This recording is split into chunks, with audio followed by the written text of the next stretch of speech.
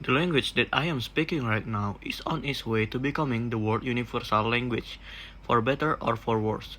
Let's face it, it is the language of the internet, it is the language of finance, it is the language of air traffic control, of popular music, diplomacy. English is everywhere. Now, Mandarin Chinese is spoken by more people, but more Chinese people are learning English than English speakers are learning Chinese. Last I heard, there are 2 dozen universities in China right now teaching all in English. English is taking over.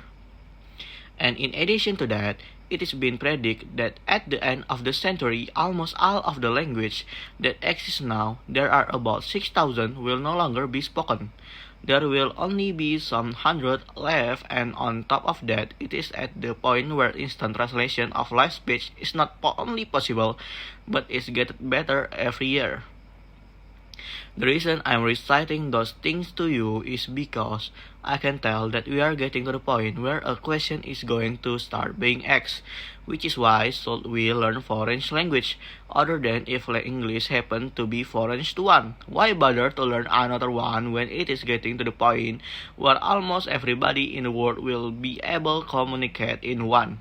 I think there are a lot of reasons, but I first want to address the one that you probably most likely to have heard of, because actually it's more dangerous than you might think, and that is the idea that a language channels your thought, that the vocabulary and the grammar of different language give everybody a different kind of acid trip.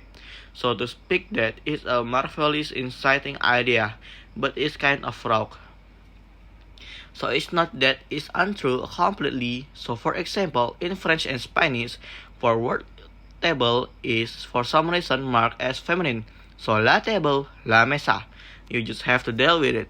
It has been shown that if you are a speaker of one of those languages and you happen to be asked how you would imagine a table talking, then much more often than could possibly be an accident, a French or Spanish speaker say that the table will talk with a high and feminine voice.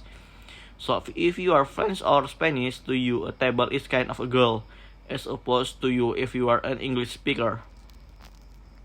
It's hard not to love data like that, and many people will tell you that means that there are a worldview that you have if you speak one of those languages.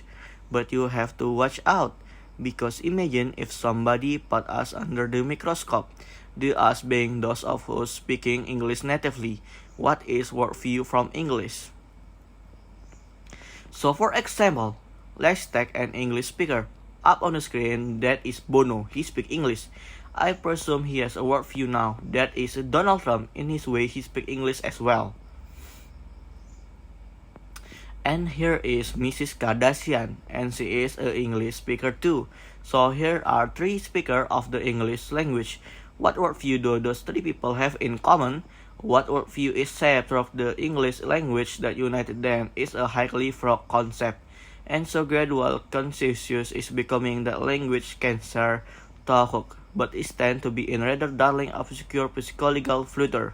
It's not a matter of giving you a different pair of glasses on the word. Now if that's the case, then why learn language? If it's going to change the way you think, what would the other reason be? There are some. One of them is that if you want to embed a culture, if you want to drink in it, if you want to become part of it, then whether or not the language channel, the culture, and that seems doubtful. If you want to embed the culture, you have to control some degree the language that the culture happen to be conducted in. There are no other way. There an interesting illustration of this. I have to go slightly obscure, but really you should check it out. There's a movie by the Canadian film director Denis Arcand, read out in English on the page.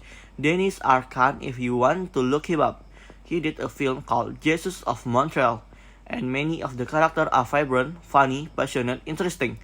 French-Canadian, French-speaking woman. There's one scene closest to the end where they have to take a friend to an envelope in hospital. In the hospital, they have to speak English. Now they speak English, but it's not their native language. They are rather not speak English, and they speak it more slowly. They have accent. They're not idiomatic. Suddenly, this character that you have fallen in love with become halves of themselves. They are shadow of themselves.